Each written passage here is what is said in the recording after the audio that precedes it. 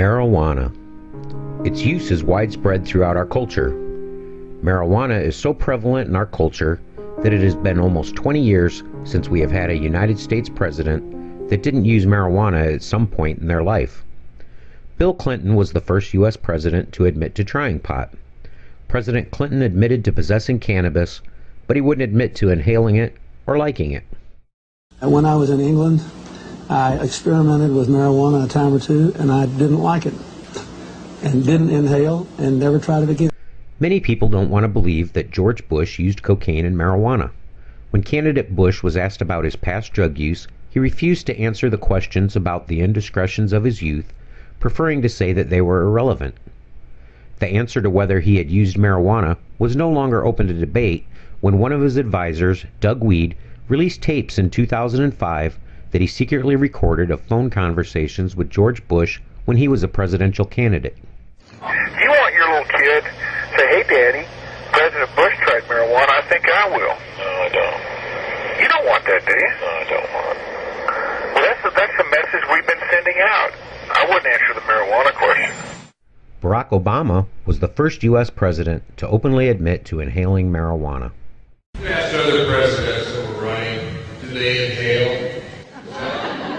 I did.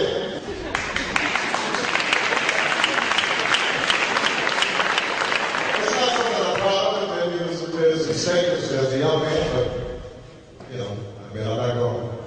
I never understood that line. The point was to inhale. That was the point. Look, when I was a kid, I inhaled frequently. That was the point. I have to ask this question. Remember, Senator, you are under oath. Did you inhale? Yeah. Well, I was telling somebody asked this question. I said that was the point. Not only did Barack Obama admit to marijuana usage, he also wrote about positive drug experiences in his 1995 book, Dreams of My Father. I spent the last 2 years of high school in a daze, locking away the questions that life seemed insistent on posing. I kept playing basketball, attended classes sparingly, drank beer heavily, and tried drugs enthusiastically. I discovered that it didn't make any difference whether you smoked reefer in the white classmate's sparkling new van, or in the dorm room with some brother you'd met down at the gym, or on the beach with a couple of Hawaiian kids who had dropped out of school and now spent most of their time looking for an excuse to brawl. Nobody asked you whether your father was a fat cat executive who cheated on his wife, or some laid-off Joe who slapped you around whenever he bothered to come home. You might just be bored, or alone. Everybody was welcome into the club of disaffection. And if the high didn't solve whatever it was that was getting you down, it could at least help you laugh at the world's ongoing folly and see through all the hypocrisy and bullshit and cheap moralism. It is clear that the last 3 Americans that have risen to the status of President of the United States have committed the crime of possession and use of marijuana. Marijuana use is so common that the National Institute on Drug Abuse says that as of 2003, more than 94 million Americans have tried marijuana at least once. In 2009, 858,408 Americans were arrested for marijuana offenses. Not only do those arrested face imprisonment, they also face a criminal record that will remain with them for the rest of their lives and will be the basis of discrimination in housing, education, and employment.